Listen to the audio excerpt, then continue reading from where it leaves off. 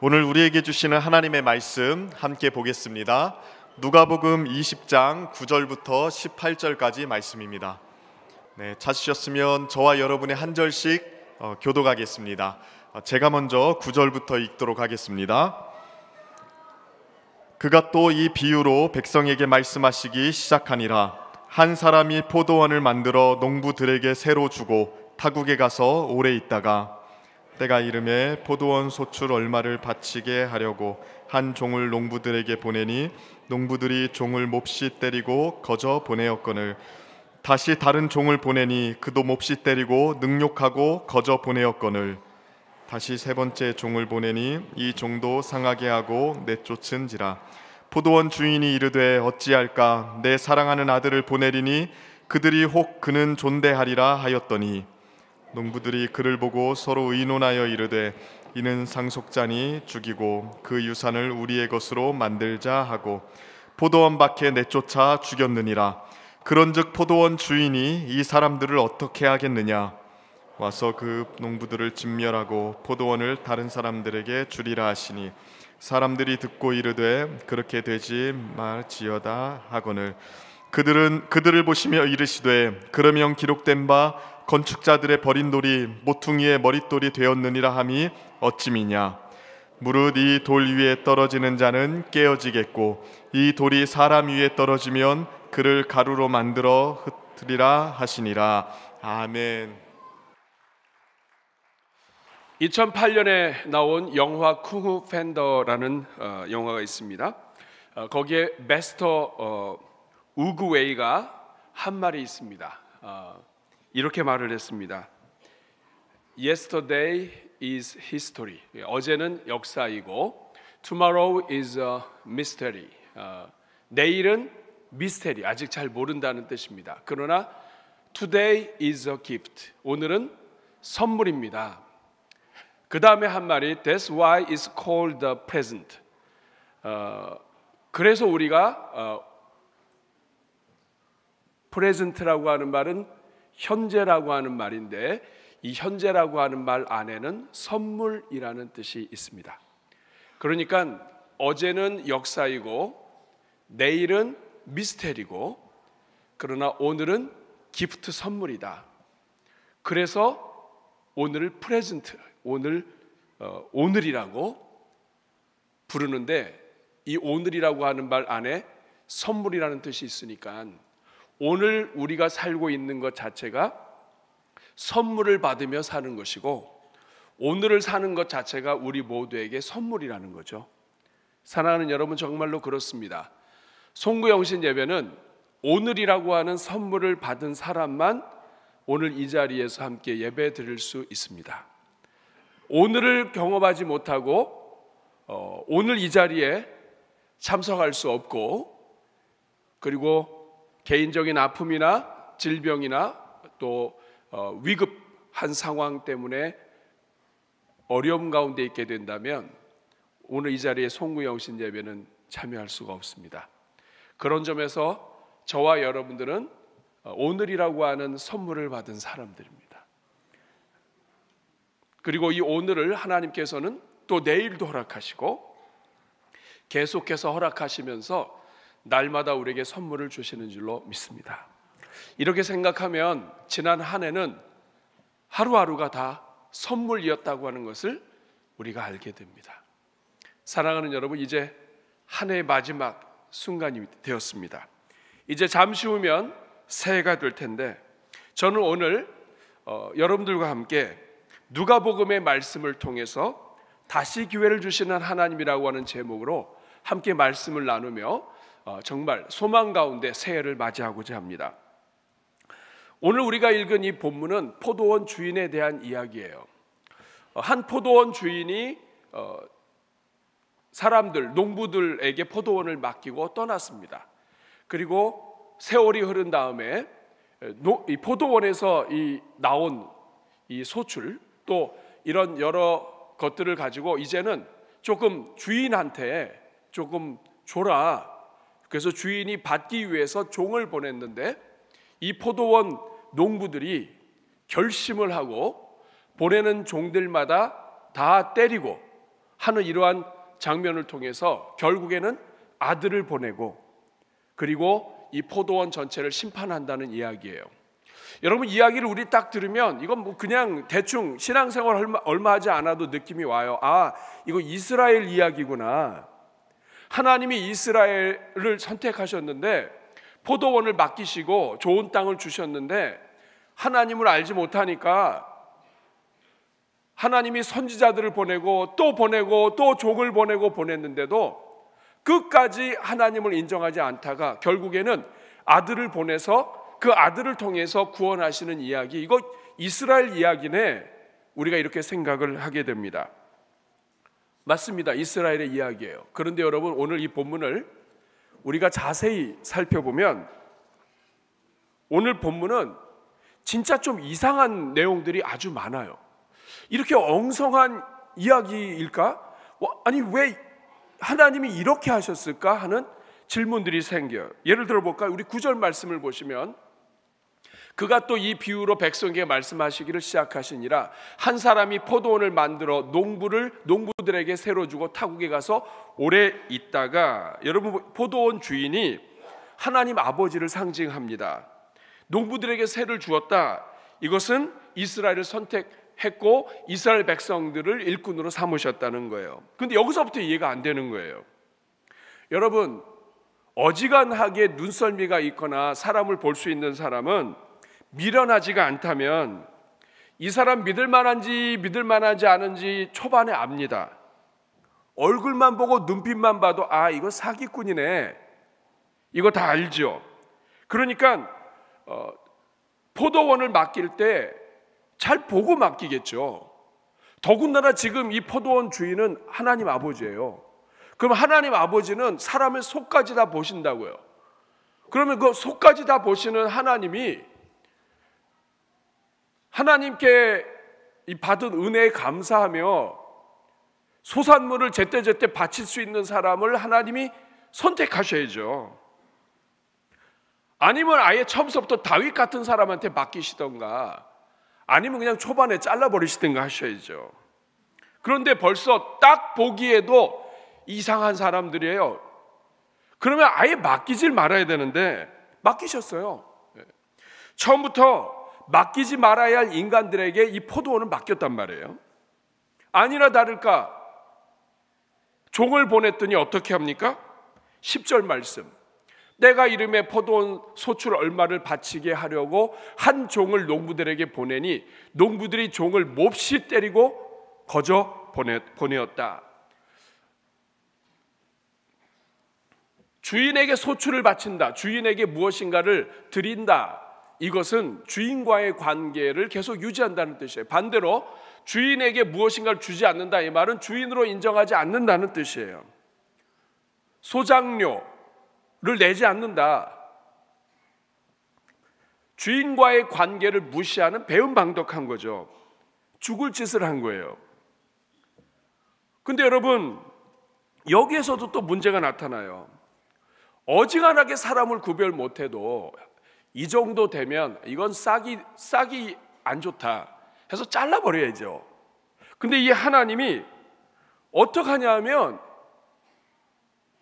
또 종을 보내요. 11절 보니까 다른 종을 보내니 그도 몹시 때리고 능욕하고 거저 보내었거늘. 이번에는 몹시 때리고 능욕했다고 하는 것은 아주 이 사람을 창피를 줬다는 뜻이에요.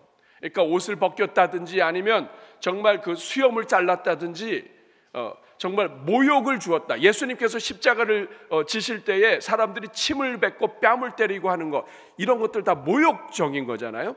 근데 이 종을 그렇게 모욕을 줬다. 여러분, 종은 주인이 보낸 대사예요.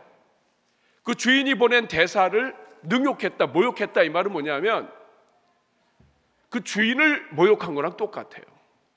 여러분, 이 정도만 돼도 더 이상 거래를 하지 말아야 되죠. 이거는 그냥 거기서 끝나고 어떻게 전쟁을 일으키든지 해가지고 가만두면 안 되죠. 그런데 이해가 안 되는 것은 하나님이 또 종을 보내십니다. 12절에 보니까 같이 읽어볼까요? 다시 세 번째 종을 보내니 이 종도 상하게 하고 내쫓은지라. 자, 이번에는 상했습니다. 상하게 했습니다. 상하게 했다, 트라우마티조라고 하는 것은 때렸다는 것인데, 육체적으로 심하게 때려가지고 몸이 상한 상태인데, 상한 것을 더 때리고 더 때려서 완전히 상한 상태가 바로 이 상하게 했다는 뜻이에요. 여러분, 여기까지는 참을 수 있어요. 3-4번이잖아요. 그러니까 이제 더 이상은 봐주면 안 돼요. 그런데 오늘 본문의 병행 구절인 마가복음을 보면, 마가복음 12장 5절 6절을 보면, 또 다른 종을 보내니 그들이 그를 죽이고 또 그 외에 많은 종들도 보냈더니 더러는 때리고 더러는 죽인지라. 6절에 보니까 이제 한 사람이 남았으니, 결국 뭐냐면 보낼 수 있는 종들은 죄다 보낸 거예요. 한 번, 두 번, 세 번이 아니라 계속해서 종들을 보내고, 이제 누가 남았냐 하면 마지막 한 사람이 남았는데 그가 사랑하는 아들이에요. 최후로 이를 보내며 이르되 내 아들은 존대하리라. 사랑하는 여러분, 생각해 보세요. 하나님 아버지가 지혜로우신 분이시고 사람의 속을 다 아시는 분이에요. 그런데 아예 처음부터 썩은 문제가 있는 사람들을 농부들에게 땅을 줬어요. 포도원을 맡겼어요. 당연히 안 갚죠. 당연히 주인을 배신하죠. 자, 그런 인간들한테 아들을 보내면 아들을 어떻게 하겠어요? 주인과 껄끄러운데 아들이 왔어요. 주인은 어떻게 할 수가 없고, 이 아들 죽이면 상속자가 죽으니까 앞으로 포도원에 대해서는 일절 얘기 못할 거 아니에요? 당연히 아들 죽이죠. 13절, 포도원 주인이 이르되 어찌할까, 내 사랑하는 아들을 보내리니 그들이 혹 그는 존대하리라.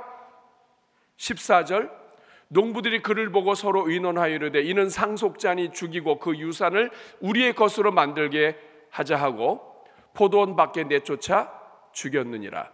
그런즉 포도원 주인이 이 사람들을 어떻게 하겠느냐. 사랑하는 여러분, 이게 이해가 되시나요? 오늘 이 본문 이스라엘 이야기 맞아요. 그렇지만 굉장히 이상하단 말이에요. 사람의 속을 다 아시는 하나님이 어떻게 이렇게 속부터 썩고 문제가 많은 이 이스라엘 백성들을 농부로 우리 하나님이 처음서부터 변질될 것을 아실 수 있는 그 하나님이 이런 인간들을 쓰셨냐 이 말이에요. 그리고 그 인간들에게, 이스라엘에게 한 번, 두 번, 세 번도 아니고 수도 없이 선지자들을 보내고 종들을 보내고 하시냐 이 말이에요. 여러분, 오늘 이 본문이 오늘 우리에게 하시는 말씀이 무엇입니까? 이 말도 안 되는 선택을 하시고 인내로 기다리시는 이 하나님의 모습을, 이렇게 정말 이 말도 안 되는 하나님 같지 않고 하나님답지 않게 어떻게 이런 사람들을 선택하셨고 이런 사람들을 기다리시면서 하나님이 이 포도원, 결국에는 아들까지 죽이시면서 이런 일을 하시는지, 이 이야기가 주는 이 교훈이 뭐냐 이 말이에요. 저는 이 말씀을 가지고 오늘 여러분들과 함께 몇 가지 나누면서 이 한 해를 마무리하며 우리 인생을 인도하시는 그 하나님을 묵상하고자 합니다. 이 말씀이 주는 첫 번째는 이 악한 인간들이 바로 우리들이라는 거예요. 이 악한 인간들 이스라엘이죠. 그러나 이 악한 인간들은 누구냐면 바로 우리들이라는 거예요. 오늘 우리들의 이야기라는 뜻입니다. 우리가 바로 악한 존재다 하는 이 말이에요. 주인을 인정하지 못하고 주인을 기억하지도 않고 내가 주인 되려고 하는 그런 존재가 누구냐? 바로 우리라 이 말이에요. 하나님께서 왜 이렇게 말도 안 되는 행동을 보이셨는가? 누구를 선택해도 똑같기 때문이에요. 죄가 이 세상에 들어온 다음에는 모든 인생들이 다 썩었어요. 죄로 인해서 다 부패했어요.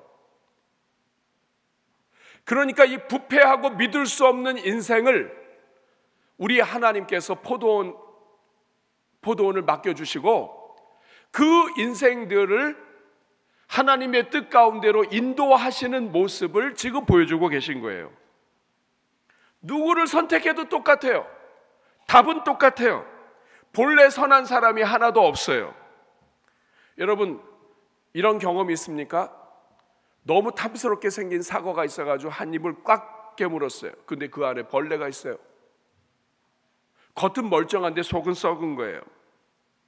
사람이 겉보기에는 다 좋아 보이지만 속이 썩은 거예요. 이것이 죄가 들어온 이 세상의 현실이라는 거예요. 로마서 3장 23절 말씀을 보면 모든 사람이 죄를 범하였으며 하나님의 영광에 이르지 못하더니, 하나님께서 지금 이 포도원 이야기를 예수님을 통해서 하시는 이유는 이 포도원의 이야기는 이스라엘의 이야기일 뿐만 아니라 오늘 우리의 이야기이기 때문에 그렇습니다. 포도원을 맡은 농부들만 나쁜 것이 아니라 오늘 우리도 다 속이 썩었다. 우리도 똑같아. 이스라엘 대신에 우리가 거기 가도 똑같다 하는 거예요. 악한 사람들이 누구냐? 바로 우리 자신이다. 정말 그런가요? 여러분, 우리가 사람들 앞에서 좋은 말 하죠. 얼굴도 이쁘고 입술도, 그리고 아주 이렇게 점잖게 옷을 입고 양복까지 입고 정장을 입어도 평상시에는 좋은 말 하다가도 열을 받거나 화가 나게 되면 이 속에서 안 좋은 말이 나옵니다. 저는 제가 운전할 때 이런 거 많이 경험해요. 거룩한 하나님의 백성의 목회자로 운전하다가 법을 지키지 않거나 갑자기 껴들거나 아니면 갑자기 막 옆으로 막 밀고 들어와가지고 오 이렇게 하거나 그러면은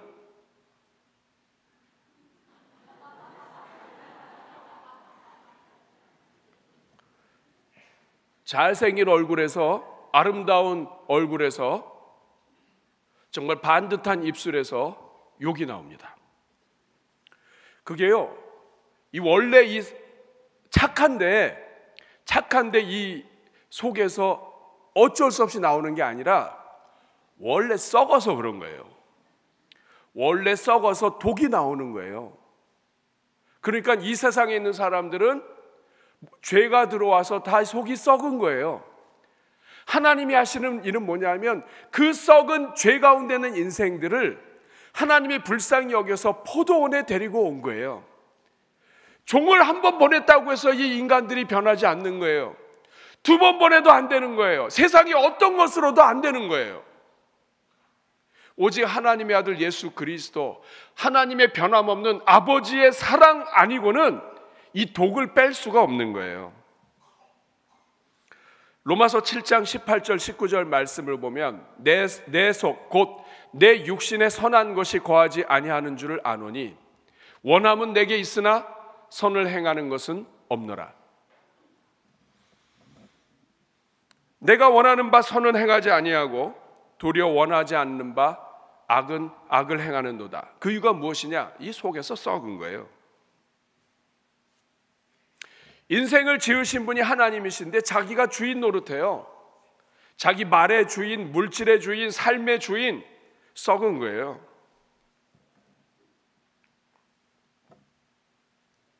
로마서 3장 10절 12절 말씀을 보면 기록된 바 의인은 없나니 하나도 없으며 깨닫는 자도 없고 하나님을 찾는 자도 없고 다 치우쳐 함께 무익하게 되고 선을 행하는 자는 없나니 하나도 없도다. 이 모든 것이 다 타락한 결과예요. 이 포도원의 이야기는 인생들 전체가 죄로 인해서 다 썩고 속에 독이 들어있는 상태라고 하는 것을 가르쳐 주는 거예요. 그래서 자기가 욕한 것은 합당하고 타당하고 이유가 있고 남이 욕하는 것은 참을 수 없고, 이게 인간인 거예요. 여러분, 지난 한 해 살면서 욕 많이 하셨죠? 어떤 욕을 제일 많이 하셨나요? 오늘 다 회개할 수 있기를 바랍니다. 그거 여러분이 속에서부터 죄로 인해서 썩었다는 증거입니다. 두 번째, 오늘 본문이 우리에게 하시는 말씀은 하나님은 벌하시고 죽이시는 것이 목적이 아니라 고치시고 살리시는 것이 목적이라는 거예요. 자, 벌하고 죽이는 것이 목적이라면 포도원에 처음에 소출을 내지 않았을 때 그때 죽여야 되는 거예요. 아예 처음부터 아들 보내셔가지고 그 땅을 다 정복해야 되는 거예요. 그리고 그 포도원을 폐쇄시키면 되는 겁니다. 아들을 보냈는데 그 아들의 이름은 전쟁의 왕이 되어야 될 거예요. 그런데 우리가 지난 대강절 기간 동안에 예수 그리스도의 이름, 이사야 선지자가 이야기한 이름들을 우리가 배웠죠. 원더풀 카운슬러, 전능한 대표 용사, 영원의 아버지, 그리고 평강의 왕이에요. 여러분, 우리가 잘 아는 로마서 14장 6절 말씀을 보면 예수께서 이르시되, 요한복음 14장 6절입니다. 예수께서 이르시되 내가 곧 길이요 진리요 생명이니. 예수님이 자기를 가리켜서 길이요 진리요 생명이라고 이야기해요. 예수님의 이름이 생명이에요. 이 말은 뭐냐면 예수님은 아예 처음서부터 생명 주시기 위해서 오신 거예요. 처음서부터 길을 주시기 위해서 오신 거고, 진리를 가르쳐 주시고 생명, 영원한 생명을 얻게 하시고 고치시고 치료하시기 위해서 오신 거예요. 그러니까 여러분, 포도원에 왜 그렇게 종들을 보내고 결국에 아들을 보내셨느냐? 고치시기 위한 거예요. 우리가 얼마나 독이 많은 인간인가를 깨닫게 하시고 그 독을 빼기 위해서 우리 하나님이 예수 그리스도를 보내신 거예요. 이사야 53장 5절 말씀은 이걸 너무나 잘 이야기하고 있습니다. 같이 읽어볼까요? 그가 찔림은 우리의 허물 때문이요 그가 상함은 우리의 죄악 때문이라. 그가 징계를 받음으로 우리는 평화를 누리고 그가 채찍에 맞음으로. 예수님이 채찍을 맞는데 왜 우리가 나음을 받습니까? 예수님이 이 땅에 오신 이유는 근본이 악하고 근본이 더럽고 근본이 죄로 썩어 있는 우리를 고치시기 위해서 오신 거예요. 오늘 세 번째, 오늘 이 본문을 통해서 우리에게 주시는 말씀은 하나님은 다시 기회를 주시는 사랑의 하나님이라는 거예요. 하나님은 사랑의 아버지예요. 하나님이 인생을 지으시고 사람을 만드셨는데 이 사람이 다 죄로 속이 부패가 됐어요.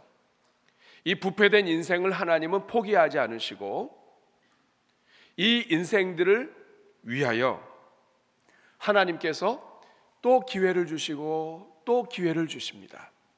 종을 보내고 한 번으로 끝내지 않으시고 또 종을 보내시고 또 종을 보내시고 또 한 해를 나게 하시고 또 새해를 주시고 또 한 달을 살게 하시고 오늘이 지나고 또 내일이 있고 또 하루를 주시고 또 종을 보내시고 이 일을 계속하시는 거예요.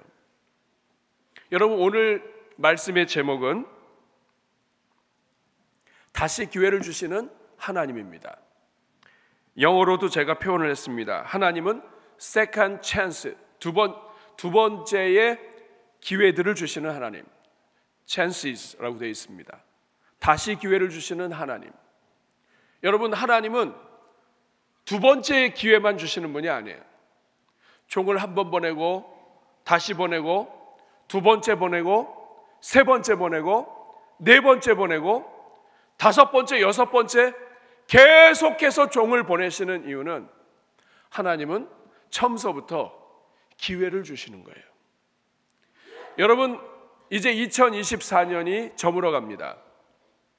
우리는 지난 한 해 동안 열심히 살았습니다. 지난 한 해 동안 정말 수고하며 애를 썼습니다. 대한민국 전체가 어렵기도 했고 경제적으로 힘들었고 정치적으로 어려웠습니다.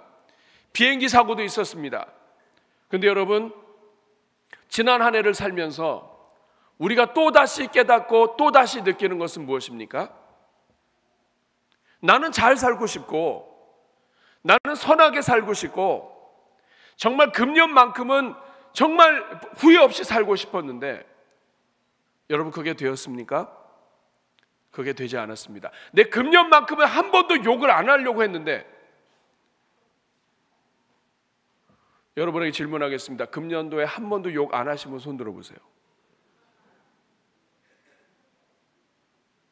겉으로는 안 했을지 몰라요. 속으로는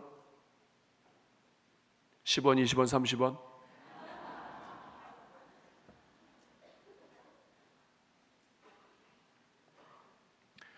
결국 한 해를 보내면서 우리 자신이 느끼는 것은 뭐냐면 우리가 죄인이다 이 말이에요. 우리 속에서부터 이 모든 악이 있다 하는 거예요.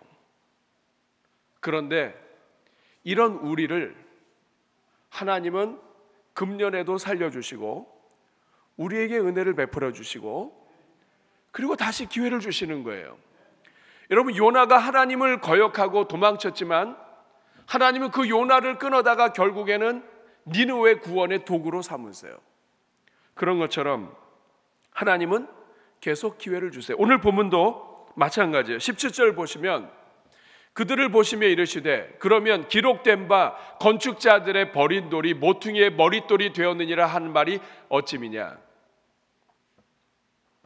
건축자가 버렸다는 얘기는 건축할 수가 없어서 버렸고 예수님을 버렸다는 뜻이에요. 죽였다는 뜻이에요. 그런데 하나님 어떻게 하셨냐면 그 죽임을 당하신 예수님이 모퉁이의 머릿돌이 되게 하셨다. 아들을 죽게 했는데 그 아들이 새로운 집의 주춧돌이 되게 하셨다. 다시 말하면 하나님은 처음서부터 아들을 죽이시는데 아들을 죽이시려고 보내셨는데 그 아들이 모든 죄를 대신하여 죽으심을 통하여 믿는 자들에게 새로운 삶의 주춧돌이 되게 하셨다는 거예요. 하나님은 기회를 주시는 하나님이실 뿐만 아니라 하나님의 독생자 예수 그리스도를 통해서 예수 그리스도 안에서 누구든지 믿는 자마다 영원토록 기회를 얻을 수 있도록 하셨다는 뜻입니다. 그런데 여기에 경고의 말씀이 있어요. 18절에 보니까 무릇 이 돌 위에 떨어지는 자는 깨어지겠고 이 돌이 사람 위에 떨어지면 그를 가루로 만들어 흩으리라. 이 돌 위에 떨어지는 자는 깨어지겠다. 이 말은 뭐냐면 머릿돌이 되시고 주춧돌이 되시는 모퉁이 돌이 되시는 예수 그리스도를 믿지 않으면, 예수님을 믿지 않고 예수님을 거부하면 그는 깨어지고 가루로 만들어진다. 다시 말하면 더 이상의 기회가 없다. 예수님을 믿는 것이 최후의 살 길이다. 예수님 안에서만 기회가 있다. 예수님 안에서만 영원토록 기회가 보장된다 하는 뜻입니다. 사랑하는 여러분, 오늘 우리는 이제 더 좋은 일을 하고 더 하나님 기쁜 일을 하려고 해도 이제는 시간이 없습니다. 2024년도는 이렇게 지나가는 거예요. 그러나 오늘 우리가 절망으로 한 해를 보내지 않는 이유는 우리에게는 다시 기회를 주시는 예수 그리스도가 계시기 때문입니다. 예수님을 믿는 모든 자들에게는 우리를 살리기 원하시는 하나님의 은혜가 임해서 우리 안에 있는 이 죄로 인한 죄로 인한 그 모든 더러움을 우리 주님이 대신 짊어지시고 우리를 살려주셨기 때문입니다. 저는 오늘 마지막으로 가장 중요한 질문을 여러분에게 드리고 말씀 마치려고 합니다. 하나님은 왜 이렇게 우리에게 기회를 주실까요? 무엇을 위한 기회입니까? 오늘 본문에 답이 나와 있습니다. 주인을 인정하고 주인을 찬송하고 주인에게 소출을 드리고 주인 덕분에 우리가 이렇게 살고 있습니다라고 하는 것을 인정할 수 있는 기회를 말합니다. 하나님을 주인으로 인정하고 섬길 기회, 아들을 영접할 기회, 아버지의 사랑을 배울 기회, 아버지께서 나에게 끊임없이 사랑을 베풀고 기회를 주는 것처럼 우리 또한 우리 주변에 있는 사람들에게 끊임없이 그들을 용서하고 끊임없이 그들에게 기회를 주고 끊임없이 그들을 예수 그리스도 안에서 세워줄 수 있는 기회, 하나님이 우리에게 요구하시는 거예요. 이제 잠시 후면 새해가 시작이 됩니다. 1년이 지나면 또다시 1년이 오게 하셨습니다. 하나님은 기회를 주시는 하나님이세요. 금년도에 우리를 하늘로 부르지 않으셨다면 하나님은 여러분들에게 또 한 번의 기회를 주시는 거예요. 주인을 인정할 기회. 우리 아버지께서 나를 받아주시고 이 독으로 가득 차고 악으로 가득 찬 우리를 버리거나 죽이지 아니하시고 예수 그리스도 안에서 구원하셔서 다시 기회를 주시고 이 안에 있는 이 독과 악을 치료하시면서 우리가 하나님 안에서 온전히 설 때까지 우리를 끊임없이 세워주고 기회를 주시는 그 하나님처럼 우리 또한 우리 주변에 있는 영혼들 나쁘다 어쩌다 이런 얘기하지 말고 원래 다 나빠요. 원래 다 악해요. 원래 다 독이 있어요. 그러나 그 독이 있고 악한 사람들을 정죄하지 않고 하나님 아버지의 마음을 닮아서 그들에게 하나님처럼 다시 기회를 주고 다시 소망을 주고 다시 하나님이 주인이신 것으로 고백을 하며 하나님이 기뻐하시는 삶을 살도록 하나님이 우리에게 기회를 주신 거예요. 2024년은 이렇게 지나갔지만 2025년은 다시 기회를 주시는 그 하나님 안에서 우리가 정말 그 하나님 아버지의 마음으로 하나님 기뻐하시는 삶을 살아야 할 것입니다.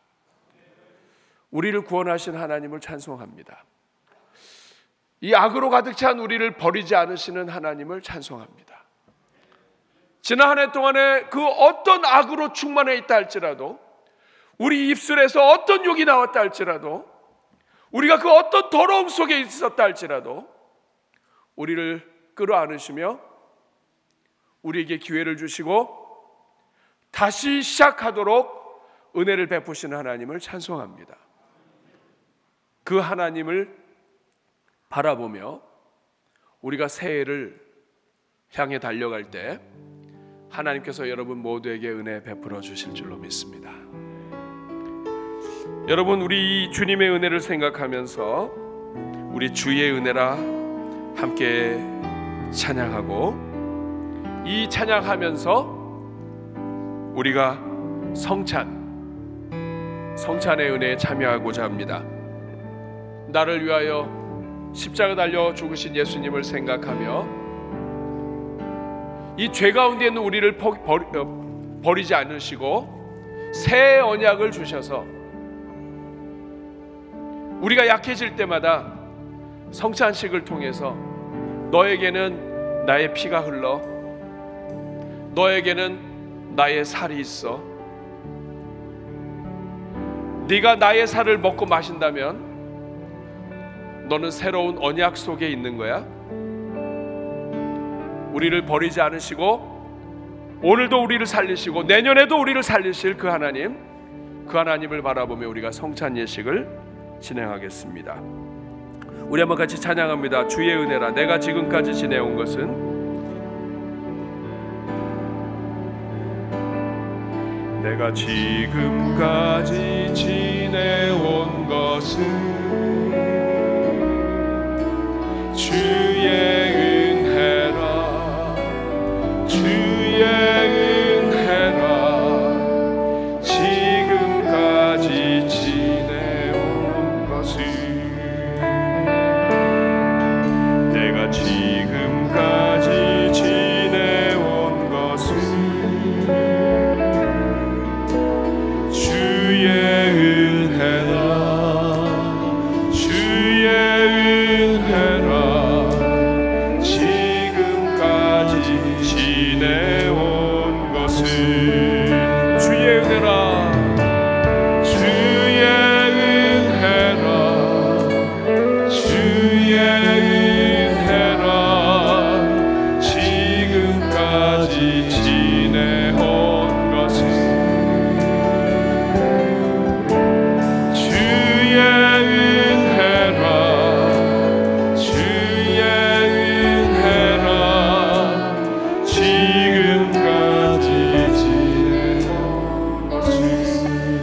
하나님의 자녀 된 것은 내가 하나님의 자녀 된 것은 주의 은혜라 주의 은혜라 하나님의 자녀 된 것은 다시 한번 내가 하나님의 자녀 된 것은 내가 하나님의 자녀 된 것은 주의 은혜라 주의 은혜라 하나님의 자녀 된 것은 사랑하는 여러분, 우리 한번 가슴에 손 얹고 우리 같이 기도하며 성찬 준비를 하겠습니다. 여러분, 오늘 우리가 이 자리에 설 수 있는 것 우리를 끝까지 버리지 않으시고 우리에게 기회를 주시는 하나님의 은혜 때문입니다. 여러분 아시죠? 여러분이 얼마나 속에서부터 부패되었는지, 속에서부터 화가 나고 욕이 나며 사람들이 보기 때문에 그렇지 사람들만 보지 않는다면 우리를 얼마든지 엉뚱한 말을 하고 남을 미워하고 심지어는 남을 무너뜨리고 저주할 수 있는 이 힘을 갖고 있는 이러한 이 속 전체가 썩은 부패한 인생입니다. 그러나 우리를 하나님이 사랑하셔서 우리를 위하여 독생자 예수 그리스도를 주시고 은혜를 베풀어 주셨습니다. 사랑하는 여러분, 그 주님의 은혜를 감사하며 이 시간 기도하면 좋겠습니다. 하나님, 지난 1년도 주님의 은혜 때문에 살았습니다. 지난 1년도 정말 제대로 살길 원했지만 그렇게 하지 못했습니다. 하나님, 이 속에서 우러나오는 이 화와 분노와 이 모든 것들을 견딜 수가 없습니다. 그러나 주님, 주님의 은혜로 자녀되었고 우리를 예수 그리스도 안에서 고치시고 회복시키시며 완전히 새롭게 하시는 하나님의 은혜가 날마다 임하는 것을 믿습니다. 우리 이 시간 기도할 때 우리의 연약함을 고백하고 우리 자신의 죄악을 주님 앞에 고백하고 특별히 지난 한 해 동안에 우리의 연약했던 모든 것들 주님 앞에 용서를 구하는 가운데 우리 주님 앞에 기도할 때 하나님이 여러분 모두에게 은혜 주실 줄로 믿습니다. 우리 한번 다 같이 주여 한번 부르고 기도하겠습니다. 주여